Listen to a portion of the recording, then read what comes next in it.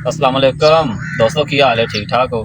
अच्छा दोस्तों, मैं बैठा वा मॉडल एवेन्यू दे विच, तहसील हरूणाबाद, जिला भावल नगर।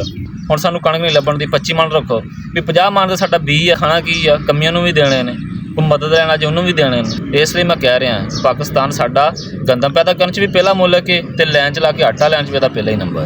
साडे इलाके च जिहड़ी गंदम गलियां ते स्टोर हुंदी है, साफ सुथरी जिहड़ी गंदम आ वो बाहर भेजी जाती आ ते ईरान तो गली सड़ी जिहड़ी कणक आ वो साडी गौरमेंट साडे वास्ते वापस परचेज कर लैंदी।